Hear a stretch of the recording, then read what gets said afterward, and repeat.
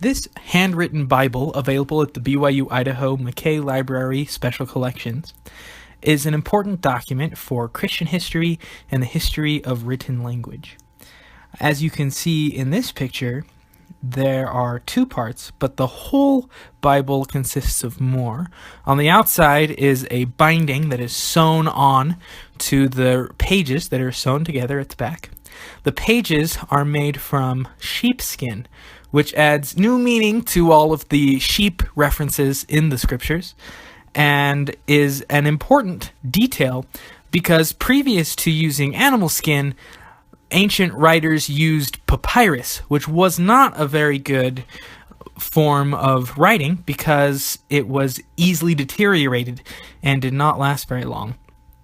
This particular page, made from sheepskin, has some additional parts that are important to notice that work together to create the whole. As you can see, if you look closely, there are lines drawn faintly behind the text. Those lines were drawn by the writer so that he or she could write in a straight line. You can also see that parts of the text are colored. This was so that readers could more easily identify specific parts of the text, especially parts including the chapter headings. As you can see in that first column, about half the way down, there's the number XX, which is the Roman numeral for 20. This particular page is Exodus 20, the Old Testament Bible chapter. Another important part to notice is the markings on the outside of the text in the margins. According to special collections, these marks are practice symbols when the monks who were compiling this book of scripture needed to practice a symbol before writing it. As you can see, the text here is written in Latin, not in English. And a very interesting thing is that on some of the letters, you can see the slight and sometimes very prominent marks of a serif. A serif, many people think of as a modern invention to aid in reading. A serif, like in a font like Times New Roman, enables readers to read more smoothly and more quickly through a document.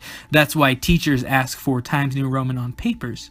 But contrary to what a lot of people think, serifs were actually very common practice in these ancient documents.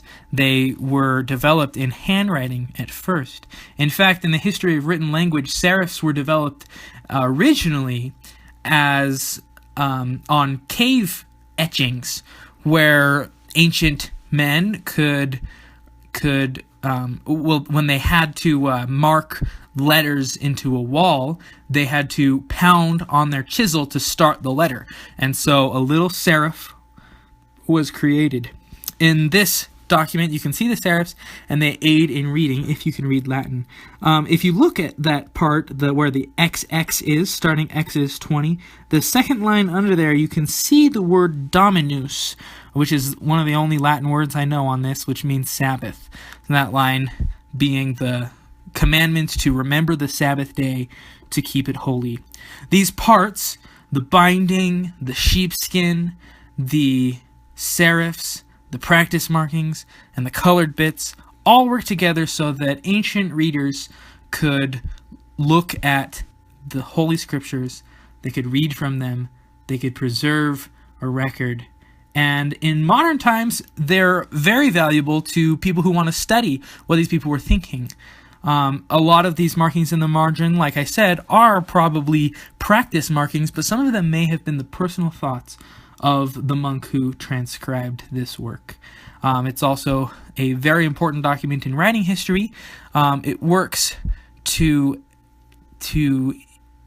inform the public and the scholarship in these days to understand the history of writing and the history of Christianity.